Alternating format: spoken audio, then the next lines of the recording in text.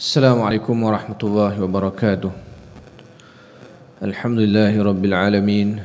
Nahmaduhu wa nasta'inuhu wa nastahdihi wa nastaghfiruh wa nu'minu bihi wa natawakkalu alayh wa na'udzu billahi min shururi anfusina wa min sayyiati a'malina. May yahdihillahu fala mudilla lahu wa may yudlil fala hadiya lahu. Ashhadu an la ilaha illallah wahdahu la syarika lahu وأن محمدا عبده ورسوله المبعوث رحمة للعالمين أرسله الله بشيرا ونذيرا بين يدي الساعة فأدى الأمانة وبلغ الرسالة ونصح الأمة وجاهد في الله حق جهاده اللهم صل وسلم وبارك على حبيبنا وشفيعنا وزخرنا وقدوتنا وأسوتنا محمد الرحمة المهدى ونعمة المسدى وعلى آله وصحبه ومن تبعه ونصره وولاه. Amma ba'du. Yang dihormati Tuan Imam, Tuan Bilal, Jawatan Kuasa Surau, Tuan Haji, Puan Hajah, para pelajar Tahfiz Ad-Diniyah, muslim-muslimat yang dirahmati oleh Allah Subhanahu wa taala sekalian. Alhamdulillah, tamunya ucap syukur kepada Allah Subhanahu wa taala kerana pada malam ini Allah Subhanahu wa taala mengizinkan kita untuk kita bersama dan menyambung kembali pembacaan kitab Bidayah wan Nihayah daripada Al-Imam Ibn Katsir rahimahullah. Dan kita masih lagi membicarakan tentang hadis-hadis berkaitan tanda-tanda hampirnya kiamat. Baik.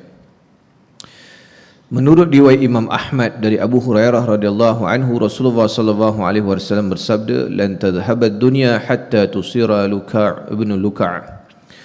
Dunia tidak akan lenyap sebelum ia dimiliki si rendah budi anak si rendah budi. Sanad hadis ini jayyid dan qawi, yakni kuat, baik dan kuat, kata Al-Imam Ibn Katsir rahimahullah. Baik tuan-tuan puan-puan muslim-muslimat yang dirahmati oleh Allah Subhanahu wa taala sekalian, dunia ini dia tidak menjadi lebih baik, bahkan manusia yang menghuni bumi ini dia menjadi lebih teruk daripada zaman yang berlaku sebelumnya. Sebab itulah Nabi SAW sebut dalam hadis yang kita pernah baca dalam kitab ni juga, Nabi sebut khairu ummati qarni thumma alladhina yalunahum thumma alladhina yalunahum. Sebaik-baik umat adalah pada kurun aku waktu Nabi ada, kemudian yang mengikuti mereka zaman sahabat, dan kemudian yang mengikuti mereka zaman tabi'in. Baik. Selepas daripada itu manusia ni dia menjadi semakin lemah, semakin lemah, semakin lemah, semakin jahil, semakin buruk akhlaknya hinggalah ke kita pada hari ini. Dan kita tuan-tuan dirahmati oleh Allah Subhanahu wa taala dengan zaman Rasulullah SAW sangat jauh, dan setiap hari keadaan menjadi lebih buruk daripada sebelumnya, hinggalah Nabi sebut nanti pada akhir zaman dunia ni dipenuhi dengan orang yang teruk akhlak dia. Manusia yang berakhlak ni ada, tapi tak ramai, ramainya yang tidak ada akhlak. Dan Nabi sebut bahawa dunia ni tidak akan lenyap sebelum ia dimiliki si rendah budi anak si rendah budi. Dunia ni tidak akan lenyap, tidak akan berlaku kiamat, tidak akan berlaku kehancuran bumi. Dunia semestanya ini sampailah dunia ini dimiliki oleh orang, dipimpin, dikuasai, ataupun kekayaan yang ada pada dunia ini dimiliki oleh orang yang paling rendah akhlak dia. Baik. Tuan-tuan dan puan muslim-muslimat yang dirahmati oleh Allah Subhanahu wa taala sekalian, kita lihat perkara ni mula jadi dalam dunia kita pada hari ini. Orang hari ini memikirkan dunia tanpa memikirkan akhlak, tanpa memikirkan dosa, tanpa memikirkan pahala, tanpa fikir apa sekalipun kesan yang dibuat pada orang tersebut. Yang penting dia mendapat keuntungan, dia mendapat dunia. Ini perangai orang pada hari ini. Orang tidak fikir lagi perkara haram, sedangkan satu sen, satu benda yang kecil, kalau kita ambil pada bukan hak, dia akan menyebabkan susah kita nak jawab depan Allah Subhanahu wa taala hari akhirat nanti. Arwah Tok Guru ni Aziz disebut apa? Dia kata antara perkara yang dia risau lepas mati, dia kata ada takut kalau ada hutang kedai runcit 20 sen ke apa, kita terlupa bayar dan sebagainya, kita datang tak bawa duit, tak cukup 20 sen, kemudian orang tu tak halal kan, takut 20 sen tu yang menyebabkan kita susah ke akhirat. Ini orang yang betul-betul takwa, dia akan fikir begini sekali, 20 sen ke, seinci tanah orang ke, hak orang sedikit pun tidak boleh diambil. Tetapi akhir zaman orang tidak lagi memikirkan perkara tersebut. Dia tidak fikir halal haram, duit ni akan menyebabkan masuk neraka, benda ni akan menyebabkan susah ke akhirat, orang tak fikir lagi. Yang penting benda ni dapat untung cepat. Sebab itulah tuan-tuan tengok orang sekarang menipu orang dengan 1001 cara. Orang sekarang ni lebih ramai yang tidak boleh dipercayai daripada yang boleh dipercayai. Tak percaya kalau tuan-tuan tiba-tiba lah dikatakan Allah Ta'ala kurniakan rezeki pada kita, dapatlah duit apa-apa ke, orang tahu kita ni ada, haji ni kaya ni, dia baru dapat duit apa ni, baru jual tanah kebun dia ke apa ke kampung, ada dapat berapa ratus ribu ni. Tuan-tuan tengok berapa ramai orang akan datang pada kita, macam-macam orang datang pada kita. Kebanyakan boleh percaya ke tak boleh percaya? Kebanyakan tak boleh percaya. Kerana orang ni 1001 cara dia nak bagi ambil duit kita ni. Orang sekarang ni dia tak fikir duit tu simpanan untuk kita tua ke, untuk pakcik-pakcik ni baru dapat duit EPF apa semua untuk sediaan sakit ke, lepas ni tak ada gaji untuk belajar. Dia tak fikir.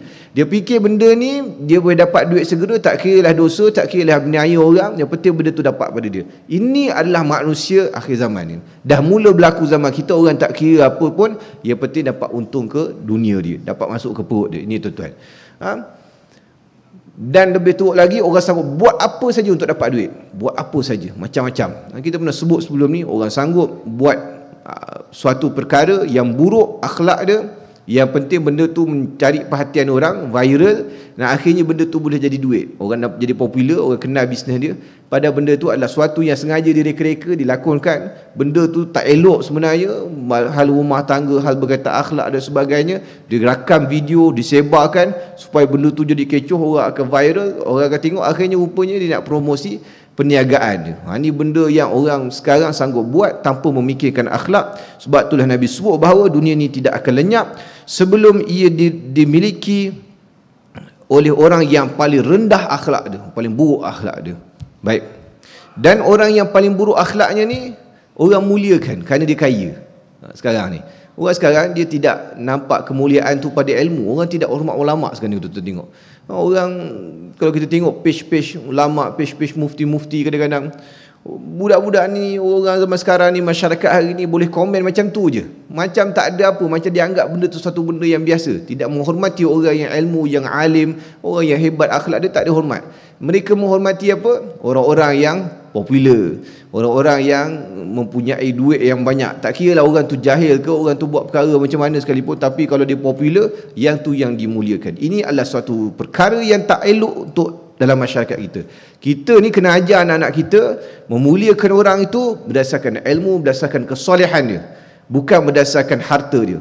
Kalaulah ilmu, kalaulah Islam ni mengajar seorang tu memuliakan seorang berdasarkan harta dia walaupun akhlak buruk, dah tentu Fir'aun ni wajib dimuliakan. Kerana Fir'aun ni harta banyak, dia hebat, tapi akhlak buruk, lepas tu kena mulia Fir'aun. Ataupun kena mulia Abu Jahal, mereka ni kaya, mempunyai keturunan yang baik tapi buruk akhlak. Tapi Rasulullah SAW tak ajar begitu. Kita kena muliakan seorang tu berdasarkan ketakwaan dia, berdasarkan ilmu dia, berdasarkan amal dia, kita muliakan. Ini yang kita kena jadikan contoh kepada anak-anak kita supaya mereka tak salah pilih siapa yang mereka nak muliakan. Supaya bila mereka tengok ulama ni, mereka tahu hormat, ada batasan. Ada benda kadang-kadang kita tak setuju kerana kejahilan kita, kerana nafsu kita. Apa yang ulama sebut tu kena pada kita, kita tak setuju, kita kena diam. Kerana apa yang ditegur tu pada kita tu Allah Ta'ala sebut melalui dia, kan. Allah Ta'ala gerakkan dia, tegur supaya sampai kepada kita. Allah Ta'ala sayang pada kita, kita tak setuju, kita kena diam. Hormati dia. Ini kena ada batasan begini. Sekarang ni orang sekarang tidak ada batasan. Benda yang kena pada dia, kalau kena pada nafsu dia tak ada apa. Tapi kalau tak kena pada dia, ulama tegur, dia mula kata ulama ni tak ada kerja lain dah, ulama ni asyik mengharamkan semua benda lah, ini tak boleh, itu tak boleh. Macam mana nak happy macam gini, nampak? Bila buat satu benda, kan sekarang ni banyaklah keluar bila mufti ni kerja dia buat fatwa benda yang belum dibincangkan lagi. Benda dah bincang, tak buat fatwa lah. Benda arak, judi, zina, benda-benda ni memang dah disebut, memang dah tahu halal haram dia. Tapi benda-benda perkara yang baru, bila jadi satu isu begini-begini, mufti buat fatwa bahawa buat benda begini haram. Walaupun semua orang buat, tapi mufti tanggungjawab atas dia kena sebut benda ni haram. Bila tak kena dengan netizen, mulalah kata mufti ni tak ada kerja lain lah, kenapa tak sibuk pasal arak lah, kenapa tak sibuk pasal judi. Arak judi tu mufti tak payah buat fatwa. Allah Ta'ala sebut jelas dalam Al-Quran, dalam hadis tentang rasuah dan sebagainya. Ini yang kita kena betulkan pemahaman dalam kalangan masyarakat dan generasi kita.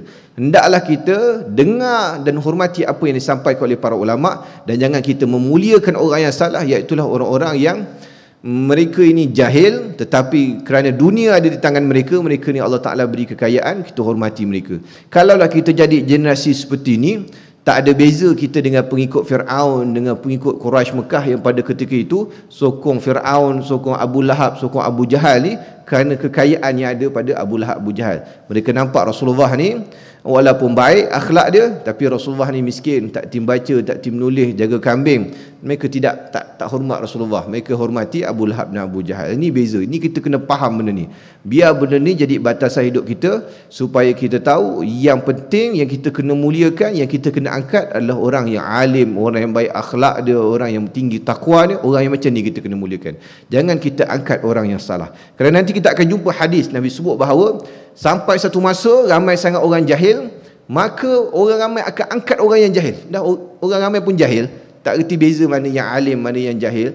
Akhirnya diangkat orang yang jahil untuk jadi pemimpin, dan orang yang akan menguruhkan sesuatu dengan cara, dengan penuh kesesatan, dengan huru-hara, kerana dia bukan orang yang pandai menguruhkan benda tersebut. Hadis seterusnya Nabi SAW sebut, daripada Imam Ahmad meriwayatkan dari Abu Hurairah radhiyallahu anhu, dia berkata Rasulullah SAW bersabda, qabla sa'ah sinuna khadda'ah yukadzabu fiha as-sadiq fiha al-kadhib wa yukhawwanu fiha al-amin wa yu'tamanu fiha al-kha'in wa yantiqu fiha ar-ruwaybidah. Menjelang terjadi kiamat akan ada tahun-tahun yang penuh dengan penipuan. Orang yang jujur didustai, pendusta dibenarkan, orang yang dipercayai dianggap khianat, pengkhianat dipercayai, dan orang yang kecil lagi hina pandai berbicara. Menurut Syurah, ungkapan yang terakhir bunyi wa yanzuru fiha ruwaybidah, iaitu orang kecil lagi hina pandai berfikir. Baik. Hadis ini Nabi sebut bahawa sambungan lebih kurang macam hadis yang kita baca pertama tadi. Nabi sebut bahawa akhir zaman makin lama makin dekat dengan kiamat, manusia berada dalam keadaan yang makin teruk, akhlak makin teruk, suasana makin teruk. Apa dia? Nabi sebut qabla sinuna khadda'ah, tahun-tahun yang penuh dengan penipuan. Hidup kita ni lagi banyak kita jumpa benda tipu daripada benda betul. Agak-agak zaman kita ke ni? Zaman kita ni, berita yang kita terima dekat WhatsApp ni, rasa banyak betul ke banyak tak betul? Banyak yang orang forward ni, banyak yang tak betul daripada betul. Kadang-kadang sampai kita susah nak bezakan mana yang betul, mana tak betul. Susah nak beza, sebab yang tak betul tu macam betul lah. Contoh yang berita-berita palsu selalu keluarkan tu, kadang-kadang dia kata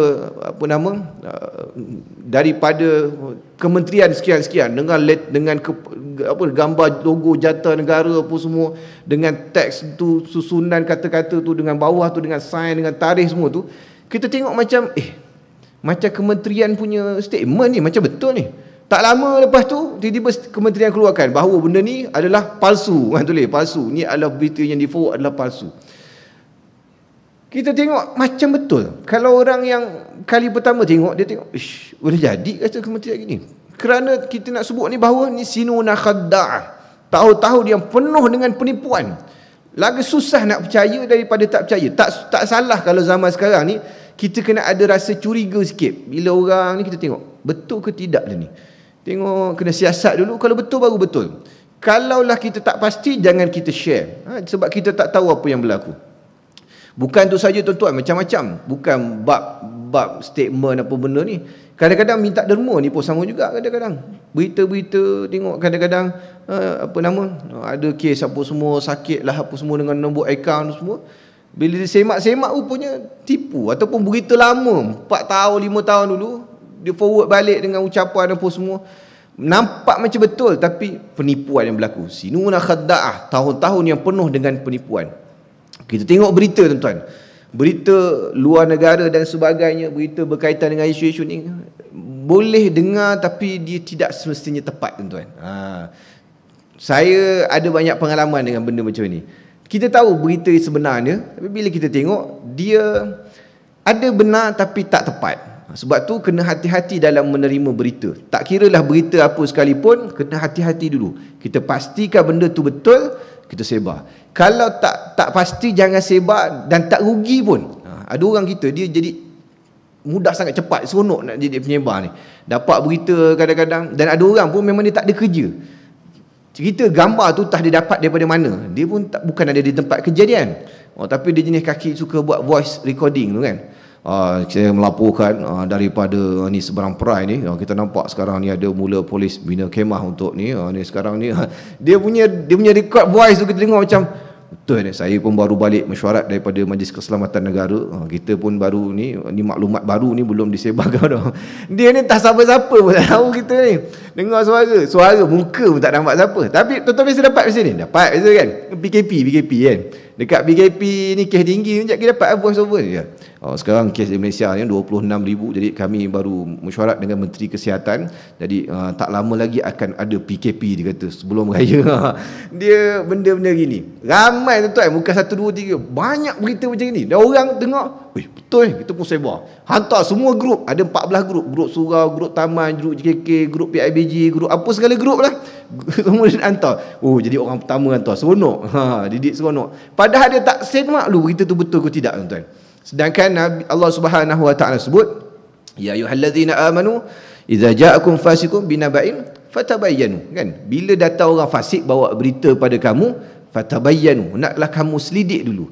Tak rugi kalau kita tak forwardkan pun tak rugi, kerana kita termasuk dalam kalangan orang yang berhati-hati dalam menyampaikan berita. Nabi sebut orang ni, cukuplah orang ni dikira sebagai penipu kalau apa saja dia dengar tu bagi pada orang lain. Dia kata, dengar daripada mana? Saya dengar daripada orang tu. Betul ke tidak? Tak tahu, orang tu cerita kan. Dia dengar dia tu sampai ke mana. Nabi kata cukup. Orang ni dia cukup boleh kata dia penipu. Kerana apa saja dia dengar, tanpa dia selidik, dia terus sampaikan kepada orang ramai. Banyak tuan penipuan ni. Zaman-zaman penuh penipuan ni. Memang susah kita nak tentukan benda ni betul ataupun tidak.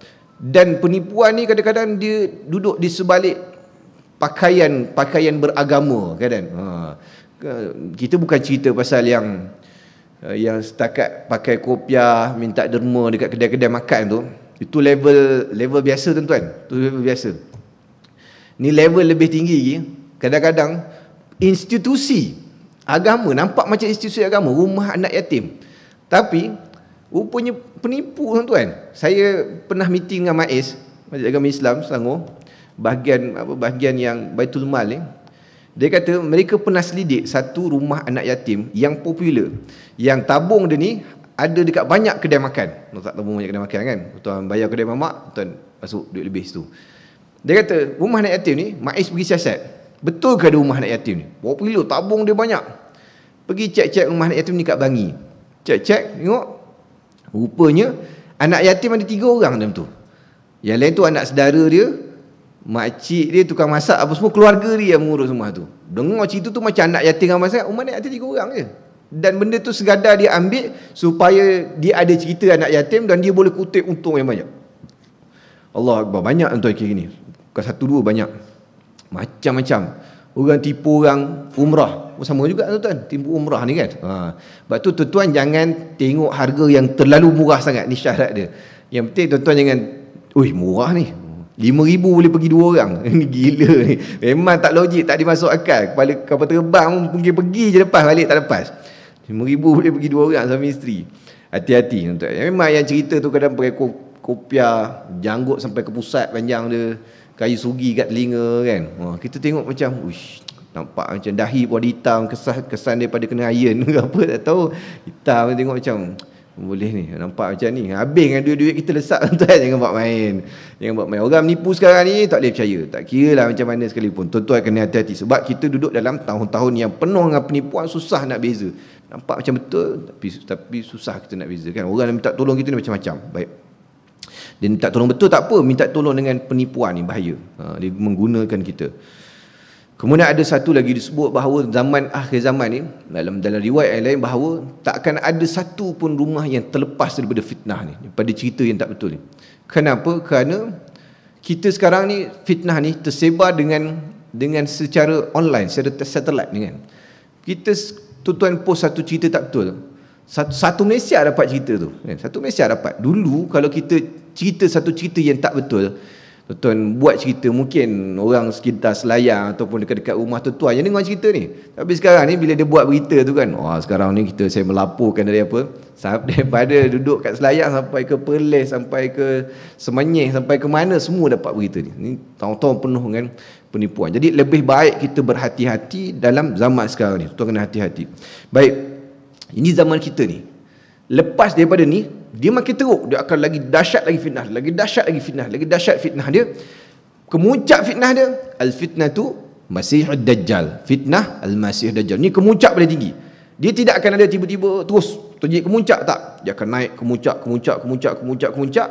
makin tinggi. Kita ni tak tahu dekat curve mana kita ni. Dalam graf tu kita tak tahu curve mana. Dah ke atas ke ataupun baru nak naik ke. Tapi kita dah mula zaman fitnah. Naik sikit. Kemuncak adalah fitnah Dajjal. Umat Nabi Muhammad SAW ni, walaupun kelebihan Allah Ta'ala beri macam-macam kelebihan umat Nabi Muhammad, tapi ada dua benda yang umat Nabi dulu tak dapat, tapi umat Nabi dapat. Yang susah, keburukan. Yang pertama, Nabi-Nabi dulu, umat Nabi dulu takkan merasai kiamat. Maknanya Nabi dulu, katakanlah Nabi Musa, dia boleh kata pada umat dia, kamu semua kita ni tak akan berhadapan dengan kiamat. Dia boleh cakap macam tu Nabi Musa. Kerana dia bukan Nabi akhir zaman, ada lagi Nabi Isa, Nabi Muhammad lepas tu. Dan umat Nabi dulu, dia juga selamat daripada Dajjal. Kan Nabi sebutlah hadis yang kita dah pernah baca dalam kitab ni, Nabi Nuh AS pernah bagi tahu pada umat dia, suruh minta berlindung daripada Dajjal. Nabi Nuh AS, Adam, Idris, Nuh, Nabi ketiga, manusia yang awal doa pada Allah Subhanahu Wa Taala, bagi tahu pada umat dia suruh minta perlindungan daripada Dajjal. Tapi Dajjal ni tak berlaku pada umat Nabi Nuh, umat Nabi Musa, umat Nabi Isa, Nabi Zakaria, apa semua tak berlaku. Dia akan berlaku pada umat Nabi Muhammad SAW. Jadi dua benda ni ujian untuk kita. Kita orang beriman, kiamat ni tak nampak lah, insya-Allah. Kerana Allah Subhanahu Wa Taala akan matikan kita sebelum berhadapan dengan kiamat. Tapi Dajjal ni mungkin kita akan berhadapan. Jadi kalau fitnah-fitnah kecil ni, fitnah-fitnah yang duk WhatsApp, fitnah-fitnah dekat apa benda sosial media, fitnah-fitnah mulut dan sebagainya ni, kita masih tak dapat nak kawal lagi diri kita daripada terjebak dengan dia. Macam mana kita nak menyelamatkan diri kita daripada terjebak dengan fitnah Dajjal? Orang yang dah biasa bergelumang dengan fitnah biasa sekitar ni, dia susah nak berhadapan dengan fitnah Dajjal, kerana tu fitnah yang paling kemuncak sekali, yang susah orang nak lari daripada dia. Tu kita kena hati-hati. Kalau tuan dapat berita, lebih baik tuan baca, tuan tak forward pun tak apa, lebih baik. Kerana kita takut kita forward tu satu benda yang salah. Ni kena hati-hati. Baik, kemudian yukadzabu fiha as-sadiqu fiha al-kadhib wa yukhawwanu fiha al-amin. Orang-orang yang jujur didustai, pendusta dibenarkan. Orang-orang yang baik, orang yang soleh dianggap sebagai pendusta. Ulama-ulama tidak lagi dihormati. Orang-orang yang baik ini dianggap lagi sebagai pembohong dan tak percaya pada dia. Yang orang percaya macam mana? Orang-orang yang jahat yang dipercayai. Kenapa? Macam kita sebut pada awal tadi, manusia mengangkat orang ni kerana berdasarkan harta dia, nampak macam baik. Sekarang ni tuan, kita kena hati-hati, kerana kita ni kita tekan telefon, jangan telefon tekan kepala kita. Tuan faham? Media ni dia boleh mencipta suatu persepsi macam mana yang dia nak. Contoh, dia kata media kita ni kata dia nak tunjukkan bahawa, contoh kita kata orang-orang yang kita nak kata contoh, kita nak kata pusat-pusat tahfiz ni, kalau lah media-media ni buruk, bukan media Malaysia lah, contoh media buruk, dia nak kata pusat-pusat tahfiz ni dia melahirkan orang-orang yang ekstrim. Dia boleh buat 5-6 media, dia ambil angle ni, ambil angle ni, ambil ni, sampai orang akan bentuk pemikiran, sekolah tahfiz ni bahaya, jangan tuan nak sekolah tahfiz lah, sekolah tahfiz ni teruk. Dia boleh jadi macam tu.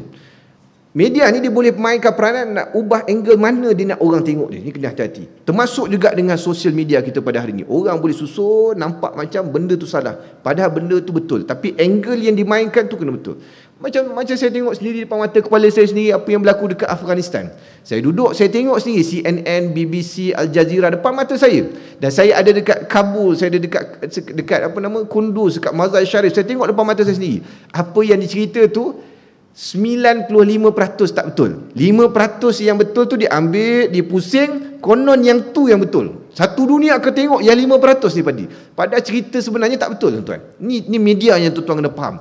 Bila kita tengok faham dunia media ni tuan-tuan, kita akan kata memang kita ni tak boleh berharap 100% daripada apa yang kita baca dan apa yang kita dengar. Kita kena sebagai orang yang cerdik ni kena fikir betul-betul, logik ke benda ni jadi? Logik ke benda ni? Adakah benda ni betul? Ataupun benda ni sekadar permainan saja? Sebab tu kita kena teliti betul-betul. Kerana kalau tidak nanti orang-orang yang benar, orang yang baik ni akan didustakan. Nampak tak betul, jahat. Orang pakai serban ni bahaya. Dia teroris, dia ganas. Orang pakai serban ni macam-macam lah. Dia tak pandai mentadbir agama. Orang pakai serban, orang tak pandai mentadbir dunia. Orang pakai serban ni jahil. Macam-macam dia tunjuk persepsi macam tu. Yang macam mana yang kena percaya? Yang kena pakai kod. Yang macam tu boleh takbir negara. Kalau pakai serban, pakai jubah, pakai kurta ni tak boleh takbir negara geng-geng ni. Yang ni takbir surau boleh orang ni. Takbir negara tak boleh. Yang pakai takbir negara kena pakai kod, kena pakai necktie, kena pakai, perempuan ni kena pakai skirt. Yang ni nampak moden, yang ni boleh mentadbir. Yang orang agama ni tak pandai, dia tak boleh pakai apa. Nampak? Benda ni adalah suatu persepsi yang dibina. Orang yang baik akan didustai, orang pendusta yang akan dibenarkan. Pengkhianat dipercayai, orang yang dipercayai dia anggap berkhianat, pengkhianat pula dipercayai. Orang yang dipercayai kita anggap dia berkhianat, orang pengkhianat pula dipercayai. Orang sekarang dia mudah untuk menjatuhkan hukuman terlebih dahulu, kan? Berlaku satu isu dalam Malaysia, tuan-tuan tengok, yang jatuhkan hukuman tu siapa? Orang yang komen tu. Teruklah orang masjid ni. Ni kan kes hari tu. Kes walaupun dah selesai, nak sebut contoh lah kes yang itu, yang budak duk curi tabung masjid tu kan, yang duk curi tabung masjid, betul kena mandi dengan AJK masjid tu, mandikan dia. Lepas tu orang salah siapa dulu? Orang salah masjid dulu. Padahal tak tahu cerita, dia kata dia curi tabung masjid untuk tolong atuk dia sakit lah apa semua. Orang dengar cerita macam ni, teruklah AJK masjid ni apa, pergi mandikan budak ni. Rupanya atuk dia sendiri kata, atuk dia yang report polis suruh tangkap. Kerana motor atuk dia pun kena jual juga dengan dia ni kan. Tapi tuan-tuan tengok, orang awal mula-mula kata apa? Teruk AJK masjidnya, AJK masjid. Asal buruk semua jatuh ke masjid dulu. Masjid yang tu. Kenapa? Ni zaman dia. Zaman orang yang betul, kes betul ni, itu yang akan dikata pembohong. Yang tukar curi tu orang yang muliakan. Nampak?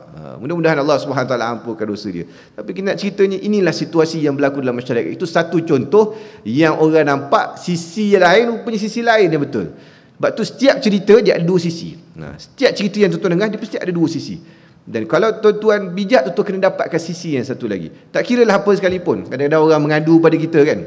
Sebab itulah bila ada permasalahan dan sebagainya, kita kena dengar daripada dua belah pihak.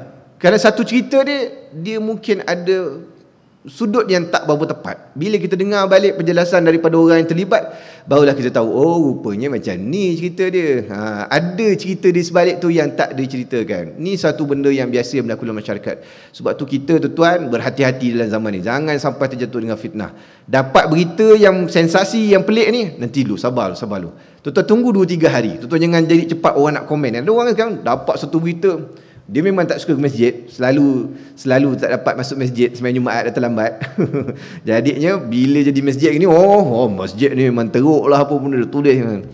2-3 hari lepas tu baru tahu cerita sebetulnya. Kita kena hati-hati. Tuan-tuan tunggu. Ada suatu benda sensasi, saya selalu bagi tahu pada tim saya, hati-hati. Kita tunggu dulu 2-3 hari.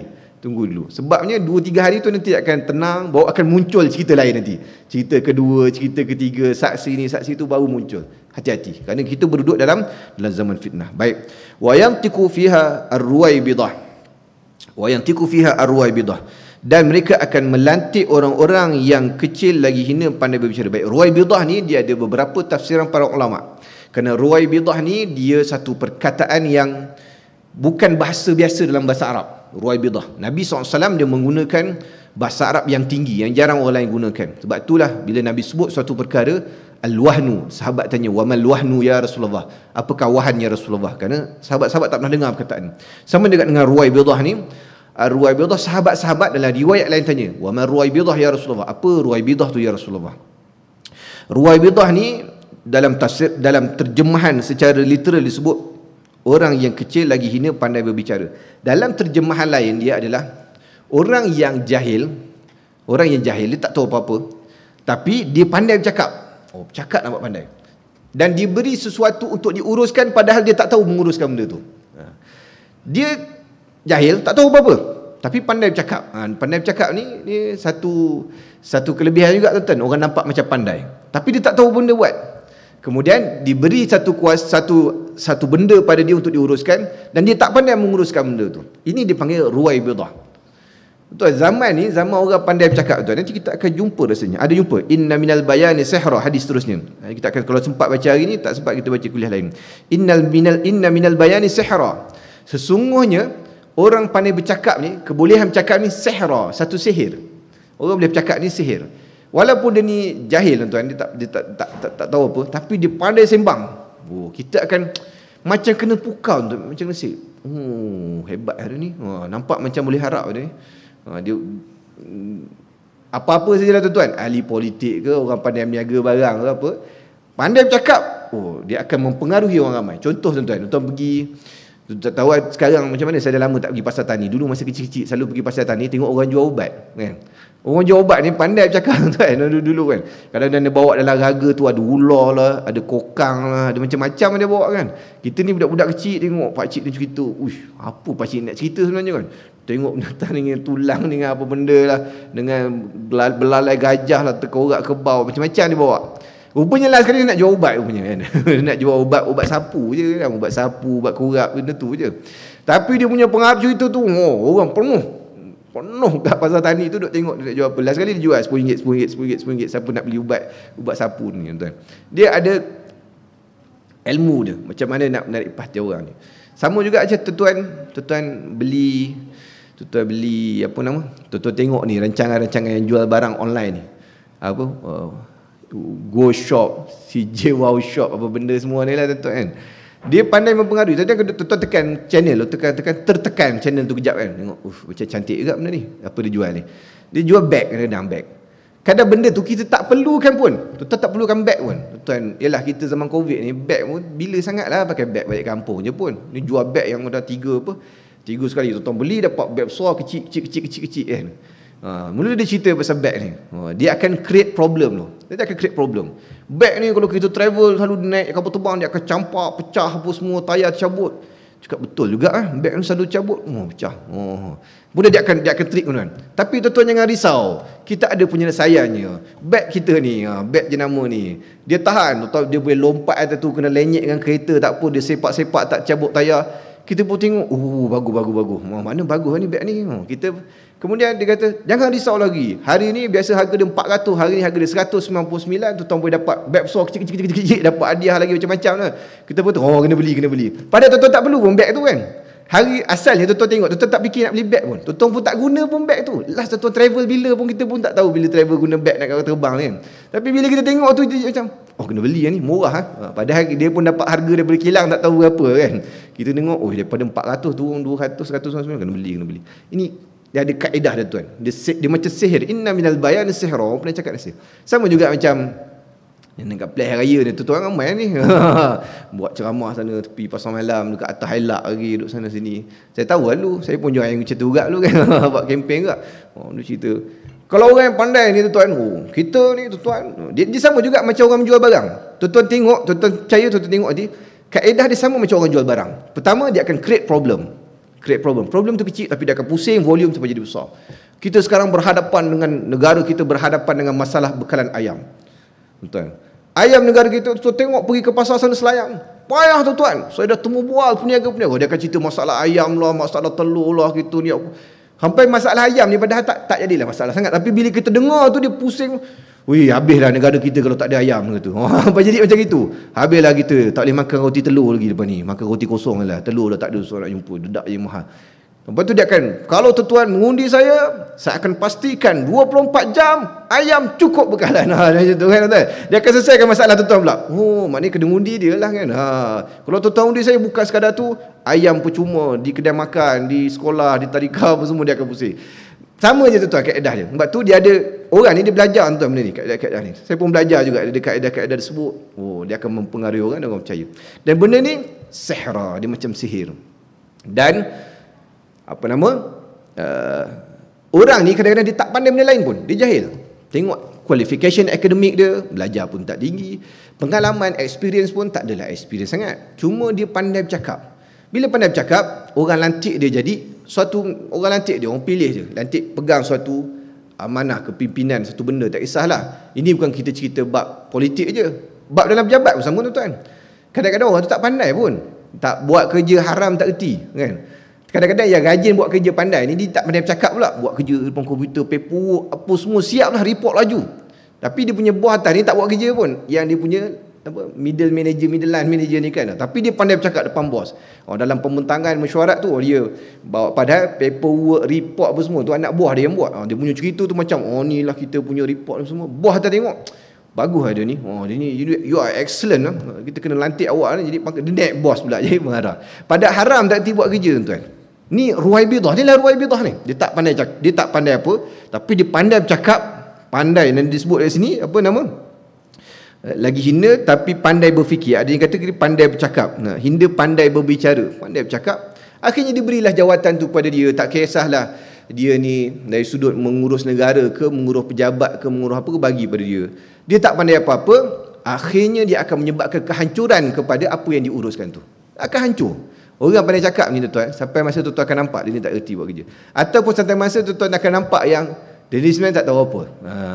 Kan kita tengok, kita tak sebutlah apa-apa kan, kita bagi dia pegang satu posisi, tak kisahlah portfolio ke apa, satu cakap dalam bukan bidang dia. Tuan akan tengok dia ni sebenarnya tak tahu apa benda yang dia bercakap sebenarnya.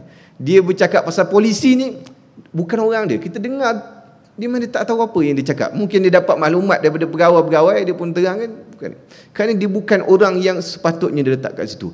Dan Nabi sebut dalam hadis lain, idza wusida al-amru ila ghairi ahlihi fantazir as-sa'ah. Jika kamu serahkan suatu urusan pada orang yang bukan bidang dia, tunggulah kehancuran nanti. Kehancuran ni maksud dia, tunggulah apa yang diuruskan ni binasa nanti. Contohnya, dia ni menguruskan satu department, bukan bidang dia, letak kat situ. Tunggulah akan teruk department ni, kerana diuruskan oleh orang yang bukan pada bidang dia, orang yang tak tahu apa-apa, cuma dia pandai bercakap saja. Ini adalah salah satu daripada tanda-tanda kiamat yang Nabi SAW sebut. Baik, hadis seterusnya, hadis yang satu ni kita pernah baca. Nabi sebut tentang Imam Ahmad meriwayatkan dari Abu Hurairah radhiyallahu anhu, Nabi SAW bersabda, min asyratis sa'ah ayyura ru'at asya' ru'usan nasi wa ayyural hufatul uratul juwa' yatabarawna fil bina' wa antadil amatu rabbaha aw rabbataha. Sesungguhnya di antara syarat-syarat terjadi kiamat ialah apabila kamu melihat orang-orang yang asalnya gembala kambing menjadi pemimpin umat, dan kamu melihat orang-orang yang asalnya tanpa alas kaki, telanjang dan kelaparan, berlumba-lumba membina gedung-gedung, dan bila hamba wanita melahirkan tuannya sendiri. Hadis ni kita dah bahas beberapa kali. Baik. Hadis seterusnya Nabi SAW sebut tentang tanda kiamat. Baik. Kebodohan manusia tentang syariat agama. Sampai satu masa manusia ni jadi jahil dengan syariat agama. Baik. Imam Ahmad meriwayatkan dari Abdullah bin Amr radhiyallahu anhu, Rasulullah sallallahu alaihi wasallam bersabda, la taqumus sa'ah hatta ya'khudha Allah syaritatahu min ahli al-ard fayabqa fiha ajajatun la ya'rifuna ma'rufan wa la yankiruna munkiran. Tidak akan berlaku kiamat sampai Allah Subhanahu wa taala mencabut syariatnya dari penduduk bumi, maka tinggallah orang-orang yang bodoh yang ada di sana. Mereka tidak mengenal perkara ma'ruf dan tidak mengingkari perkara yang mungkar. Baik.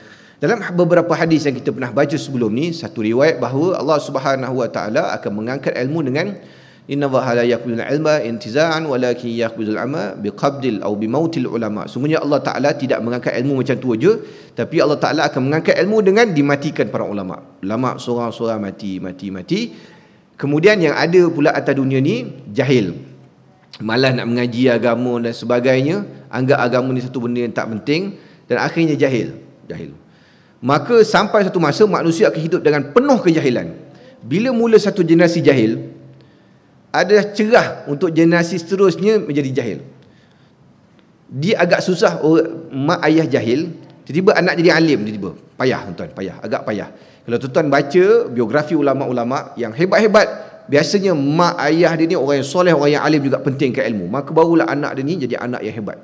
Kalaulah mak ayah ni jahil beragama, dan wujudnya satu generasi yang jahil agama, maka lepas daripada itu akan lahir generasi yang lagi jahil, lagi jahil, lagi jahil, lagi jahil daripada agama. Dan kumpulan yang jahil ni akan jadi makin ramai, makin ramai, makin ramai, hingga majoriti umat adalah duduk dalam kejahilan. Ni akan berlaku dan sedang berlaku di atas muka bumi ni.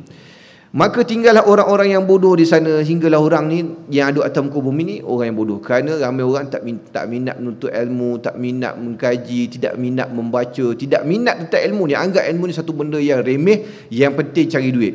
Keluar pagi, balik malam, tidak kira ilmu, tidak kira halal haram, tidak ada masa untuk ibadat pada Allah Subhanahu Wa Taala, yang penting duit. Dia nampak duit ringgit ni yang menyebabkan dia bahagia. Akhirnya manusia hidup dalam keadaan jahil. Tak kisahlah. Dia tengok dan ada yang, kalau yang orang susah, kita biasalah pergi ke kawasan-kawasan pedalaman yang kawasan-kawasan susah ni, kita tengok kerana tidak ada kesedaran ilmu, ada yang mak ayah umur baru ni. Saya pergi ke mana? Saya pergi mesyuarat dekat UKM, meeting untuk Pulau Tuba kat Langkawi. Dia cakap Pulau Tuba ni sebelah Langkawi. Pulau Tuba ni dia punya budak-budak ramai yang ketinggalan sekolah. Kerana umur 13 tahun nampak boleh pergi ke laut, dapat tangkap ikan, dapat duit, mereka berhenti sekolah pergi menangkap ikan. Kerana generasi sebelum ni tidak mementingkan ilmu, anggap bahawa tak apalah, yang penting dapat duit, tak pergi masuk sekolah, tak pergi universiti pun tak apa, yang penting dapat duit. Tuan-tuan, ni yang generasi susah ni, susahlah satu benda. Yang ada pula yang boleh buat duit, dia anggap bahawa sama juga, tak pergi belajar tinggi pun tak apa, janji dapat pakai kereta Mustang. Janji buat benda lah, apa-apa benda semua ni, tak pergi universiti pun tak apa, yang penting dapat duit ringgit, nampak kekayaan, boleh shopping dari sini, itu yang penting. Hingga bila benda ni biasa berlaku dalam masyarakat, orang tak pentingkan ilmu lagi, yang miskin dengan miskin, yang kaya pun tak nak sama belajar, akhirnya ramai orang akan duduk dalam keadaan jahil. Bila jahil ni, hingga tidak mengenal, la ya'rifuna ma'rufan wa la yankiruna munkaran, sampai tak kenal benda ma'ruf dan benda munkar pun tak kenal. Benda yang, sedangkan Nabi sebut al-halal bayyin wal haramul bayyin, yang halal ni terang, yang haram ni terang. Benda tu pun tak boleh beza, tuan-tuan. Tak boleh beza. Aurat, batasan aurat ni tak tahu beza. Campuran lelaki perempuan ni tak tahu beza. Buat satu benda yang menyebabkan, yang berkaitan dengan muamalat ni tak tahu beza halal haram. Tak reti beza. Sampai tahap, tuan-tuan, sekarang ni, tuan-tuan, orang jahil agama bukan tahap berkaitan dengan syariat dia sampai ke akidah sekarang ni, tuan-tuan. Dia menyebabkan ke akidah. Macam mana dia sebabkan akidah? Tuan-tuan tengok perkataan-perkataan yang mula keluar daripada mulut generasi hari ni. Dia kata apa? Tak apa kalau tak solat ni, Allah Ta'ala tahu aku penat. Dah ada, kita tak pernah dengar ni, benar. Saya sendiri pernah dengar dengan telinga saya sendiri. Tak apa, tak solat, aku penat, Allah Ta'ala tahu aku dalam keadaan penat. Maknanya dia telah menolak kewajipan solat. Dia tak nak solat tu satu hal lah. Dia anggap bahawa tak apa, tak solat, Allah Ta'ala tahu dia penat. Dia anggap Allah Ta'ala menghalalkan apa benda yang haram dia buat. Dia ni merosakkan akidah, tuan. Tak apa aku main judi ataupun dapat duit dia haram ni. Tak apa, duit tu aku banyak sedekah, aku banyak tolong orang, banyak buat charity. Nampak, tuan? Ini perkara yang jahil masyarakat dalam agama yang kita kena tinggalkan. Jangan sampai jahil sampai tahap begini, tuan. Bahkan, tuan, generasi sekarang ni jahil dia bukan jahil agama ni, tuan. Jahil benda lain pun jahil juga. Bab-bab pengetahuan am ni pun jahil juga. Kita pun tak tahulah dia orang ni belajar apa kat sekolah, kan. Nampak macam makin susah silibus, tapi jahil tu jahil teruk juga, kan. Saya baru ni ada satu video viral, budak-budak ni dia main teka-teka antara dua sini. Dia orang budak generasi kan suka ambil video, tuan. Ambil video, dia main teka-teka dengan kawan dia. Teka apa, tuan? Teka daerah dalam Malaysia. Saya tengok tu teka Jasin. Jasin tak tahu kat mana. Jasin, bukan Texas, Jasin. Jasin tak tahu kat mana. Yan tak tahu kat mana. Yan Kedah tu tak tahu kat mana, tuan. Malaysia ni bukan besar sangat nak tahu daerah-daerah dalam Malaysia ni. Kita ni alahai kecil je dalam Malaysia, betul ni. Kita bukan macam China, bukan macam Rusia, negara besar-besar tu mungkinlah tak tahu tempat. Ni nak tunjukkan bahawa pengetahuan am bab dunia ni pun tak tahu. Apatah lagi bab syariat agama, bab fardu ain, bab sahabata, bab rukun apa semua ni, lagilah jauh, tuan. Lagi jauh. Ni yang kalau kita tanya ni, tak cari, tuan-tuan pergi tanya, buat random question, tanya soalan-soalan ni, ramai yang tak tahu benda-benda ni, kan. Kalau tanya rukun solat ada berapa, mungkin dia akan jawab 13. Okey, betul. Apa rukun terakhir? Lipat sejadah. Dan dia kata kena bawa sejadah pergi masjid. Lipat sejadah. Tu yang ada soalan-soalan tu kadang-kadang. Ambil wuduk 5 kali, kalau kentut batal sekali ke batal 4? Batas sekali, batas satu ke atau batas semua sekali. Betul, dia ingat dia macam main game kat dia. Nyawa ada 4, mati satu, ada 4 lagi baki. Dia ingat ambil wuduk 4 kali, batas satu ada 3 lagi baki. Oh, itu senang lah tuan-tuan. Ni bab furuk ni pun tak selesai, jahil. Ramai hidup dalam keadaan jahil. Benda-benda ni dia tak tahu langsung bab agama ni tuan. Macam-macam. Sebab tu kalau interview interview pengantin tu kadang-kadang macam-macam jawapan kita tengok tuan. Dah lah kita ni tuan, statistik ni 80% tak solat orang kita. Statistik 80% tak solat. Jadi tuan tengok ni 20% je solat. Kadang-kadang ada juga dekat tempat lain saya kuliah dengar rupanya ada lagi yang tak solat dalam kuliah ni. Dia kata dia semayang 2-3 hari, tapi tak apalah, kita nasihatkan mudah-mudahan dia berubah. Mana ada lagi yang tak cukup solat walaupun datang kuliah dekat tempat lain. Yang ramai ni yang tak datang lagi lah, tak solat tuan. 80% tak solat. Bab agama lagi jahil. Kalau dah tak solat, bab fardu ain, bab najis, bab taharah, bab apa fardu ain lagi fail. Kalau mak ayah ni fail, anak-anak ni macam mana? Lagilah tak terdidik dengan agama. Macam mana tuan generasi ni kalau dia biarkan. Tapi inilah yang Nabi SAW sebut, makin lama makin ramai orang jahil, makin ramai orang jahil, dan mereka akan lantik orang jahil jadi pemimpin, dan mereka ini akan menyesatkan di antara satu sama lain. Mereka akan fadallu wa adallu fa aftau bighairi ilmi fadallu wa adallu. Mereka akan cakap tanpa ilmu, cakap suka hati, kemudian sesat dan menyesatkan orang lain. Orang sekarang dalam malas belajar, malas membaca, kemudian nak komen semua benda. Semua benda ni semua orang nak ulas kan. Asal jadi satu isu, semua orang buat video. Sekarang nak mulahkan tentang isu ni aduh. Semua orang gila nak bercakap depan video, nak ulas masing-masing. Dan benda tu tak ada kena-mengena, tak ada kepakaran. Kita pun tak ada maklumat yang penuh mengenai perkara tersebut, tapi dia nak hurai, nak membahas satu-satu. Kerana orang sekarang ni dia sibuk nak mengejar kepada populariti. Ini satu benda yang kita kena elak lah tuan-tuan. Mengejar populariti ni satu benda yang tidak baik tuan. Cuba untuk popular ni tak baik. Kalau dia tu dipopular kan, tak sengaja macam ustaz-ustaz kan yang ajar, katakanlah video-video ni tiba viral popular tu tak lain tuan. Itu memang jadi begitu, orang tiba-tiba suka ke macam mana. Tapi ni sengaja ni buat konten, editing apa semua, bercakap nak bagi viral, nak bagi popular, nak bagi orang angkat dia, orang dengar pendapat dia. Ni satu benda yang tak berapa elok lah. Kita buat satu biar jangan untuk dapat populariti ni. Biarlah kita buat satu ni ikhlas kerana Allah Subhanahu Wa Taala, dan populariti ni satu benda yang akan menyebabkan kita jadi berubah tuan. Hati-hati. Berubah. Tak kisahlah ustaz ke apa ke, tapi bila popular dia akan jadi lain. Saya sebut sebab kita nampak ada kawan-kawan yang gitu kan. Dulu lain. Bila popular ni jadi lain jadi lain, cara bercakap lain. Kemudian dah start tanya payment dah kan. Dulu kuliah tak ada payment, tak kisah, bayar orang bagi berapa-berapa lah. Kemudian dah start tanya, ini kuliah Maghrib Isyak ni mau 4,000 ni tu. 4,000 Maghrib Isyak tu kan. Ada surau mengadu kat saya. Dia kata, ustaz, saya nak jemput seorang ustaz ni, dia minta 4,000 ustaz, Maghrib Isyak, rumah dia 20 minit daripada sini. 4,000. Tu dia dengan Allah Ta'ala lah.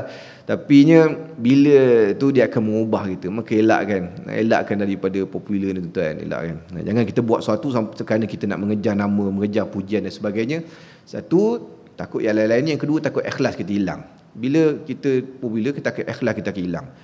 Tak payah nak jaga ikhlas ni. Ikhlas ni paling payah sekali nak jaga. Tapi kalau kita dah sampai tahap begini, takut kita ditipu dengan permainan syaitan. Wallahu a'lam. Insya-Allah mudah-mudahan sekadar itu saja perkongsian kita pada malam ni, pembacaan hadis kita. Mudah-mudahan apa yang kita bincangkan pada malam ni dapat beri manfaat dan peringatan kepada kita semua supaya kita kekal di jannah Allah Subhanahu Wa Taala. Dan Allah Subhanahu Wa Taala selamatkan saya, tuan-tuan, ahli keluarga kita daripada fitnah-fitnah yang sedang berlaku pada akhir zaman insya-Allah. Wallahu a'lam. Aqulu qawli hadza wa astaghfirullahal azim li wa lakum. Wassalamualaikum warahmatullahi wabarakatuh.